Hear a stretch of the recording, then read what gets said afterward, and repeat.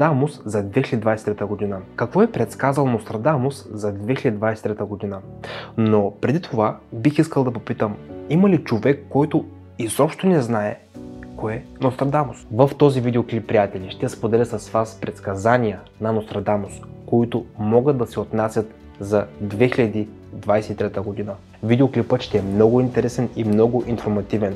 Ако и вие сте на подобно мнение в края на видеоклипа, бих се радвал за един лайк, един коментар и абониране с камбанка. Качвам по 3 видеа всяка седмица, мисля, че не бихте искали да ги спускате, нали така? Нека да спрем до тук и да започне видеоклипа.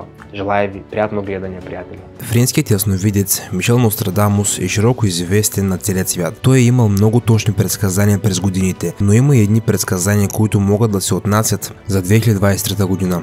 Нетленият хит на всички времена и народи. От година на година интересът към четиристишията на ясновидеца, събирани от векове и астрологични алманаси, не избледнява. Неговите предсказания пламват с нова сила в моменти на криза и тежки сътресения. Мислите на Нострадамус, написани преди няколко века, продължават да звучат все така яростно и силно. Дешифрирането и тълкуването на неговите предсказания през призмата на съвременните събития позволява на хората да погледнат в бъдещето. Предсказанията на Нострадамус всъщност са своеобразен хороскоп в световен мащаб, и то за години напред. Неизчерпаемият източник на тайната мъдрост всяка година повдига завесата на тайната над бъдещите събития. Как би могъл един обикновен фармацевт от Прованс да види достатъчно светлина, за да се превърне в безсмъртен оракул? Великите умове все още не могат да разгадаят мистерията на астролога, който е успял да улови бъдещите събития на целия свят. Новата 2023 година ще бъде запомнена от човечеството с аномални социално-политически и климатически катаклизми. Четиристишието с предсказание, означено като 5-23, носи недвусмислена информация.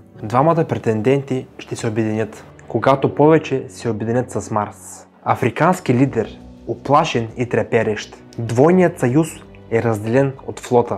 Някои специалисти по неговите четиристишия са видели в африканския лидер американския милиардер Илон Мъск. Все пак завоевателят на космоса и създателят на гиганта Тесла идва от Република Южна Африка, ЮАР, а евентуалният му страх е свързан с страховете от подхлаждане на ядрена война, която може да пламне поради нежеланието на киевският режим да започне дипломатически диалог с Русия. Думите на Мъск и мирният му план се превърнаха в дипломатически скандал. Нострадамус е вярвал, че катаклизмите на това време ще доведат до разкрития и началото на нова ера в живота на човечеството. Прорицателят го е нарекал свещен момент, благоприятен и в същото време опасен. Критичната 2023 година ще отбележи пречистването и духовното прераждане на човечеството. Заплаха от космоса през 2023 година. Ясновидецът е предупредил за въздействието на космически фактори върху Земята. В четиристишата той споменава падането на огън, може би астероид или метеорит, който ще наруши земният баланс, в резултат на което орбитата на Земята ще се промени. Той не назовава дата на сблъсъка с астероид или смъртта на целия живот на Земята. Според предсказанията на Нострадамус, през 2023 година света ще претърпи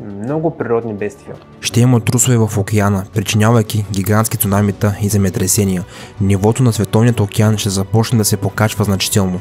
Дешифрираните пророчества на Нострадамус също казват, че Англия и южното крайбрежие на Америка ще бъдат покрити от океанските води. Питейната вода ще изчезне в много страни. Ще се появи недостиг на храна. 40 години няма да видите дъга. В продължение на 40 години тя ще бъде виждана всеки ден. Сухата земя ще изсъхне още повече. И тогава ще има големи наводнения.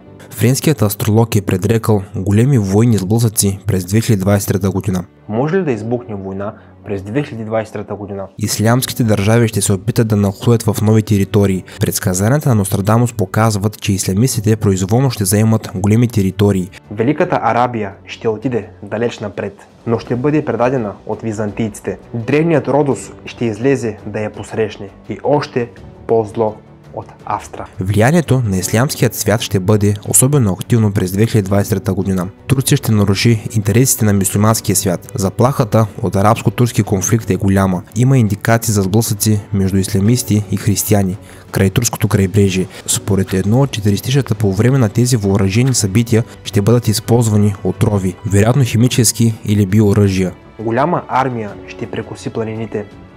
Сатурн в Стрелец, Марс върви назад в Риби. В главите на сьомгите се крият отрови.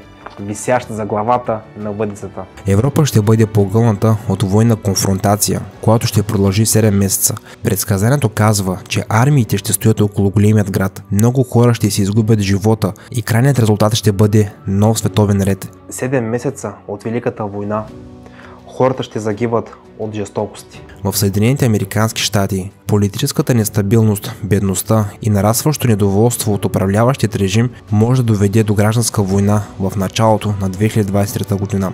Според предсказанията, американският президент ще има мистериозна болест, а един от членовете на неговото семейство ще почине в автомобилна катастрофа. Заплахата от избухването на Трета световна война ще продължи до 2024 година. Русия заедно с Индия и Китай ще устои на военни провокации от страната на САЩ, Европейския съюз и Япония. Този път Нострадамус не е предсказал използването на ядрени оръжия. Той предрича началото на глобален въоръжен конфликт през 2038 година. Много държави ще попаднат под удара на ядрени бомби. Световен глад и пренаселване.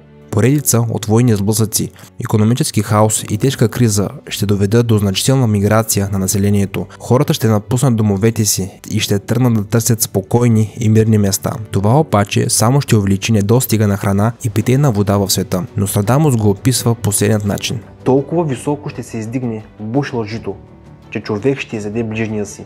Нострадамус директно е посочил обезценяването на парите. Той е споделил, че през 2023 година хората ще палят огньове с банкноти, понеже вече няма да стават за нищо. Ще започнат масови безредици. Светът напълно ще премине към онлайн разплащанията, отказвайки плащания в брой.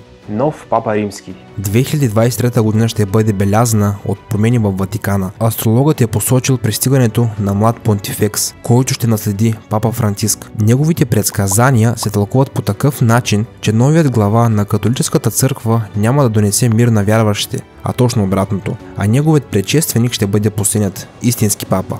Антихристът ще унищожи тези три много скоро. 27 години ще бъдат кръвта на неговата война.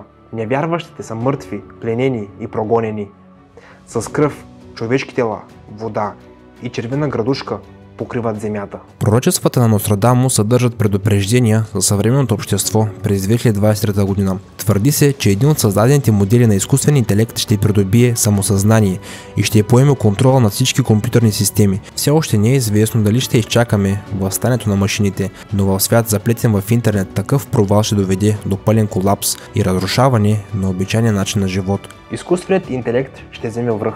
Неговите 46 споменават Русия и нейната роля в събитията през следващата година. Прогнозите за Русия през 2023 година. Нострадамус е вярвал, че лидерът на тази страна ще трябва да направи труден избор, който ще бъде съдбоносен за всички руснаци. Държавата ще я държи твърдо на всички изпитания, предсказани от Нострадамус, и ще продължи да се развива безопасно. 2023 година ще бъде предизвикателство за владетеля. Нострадамус говори за съюз, който ще включва Русия и няколко източни държави. Природните бедствия в света ще доведат до факта, че северната част на Русия ще се превърне в обетовена земя за много народи. Дешифраторите на неговите предсказания също отбелязват ново разширяване на територията на Русия през новата 2023 година. Животът на хората ще се подобри, нивото на безработица ще намали. Нострадамус е виждал в Русия източника на възраждането на човечеството. Какво е вашето мнение за видеоклипа?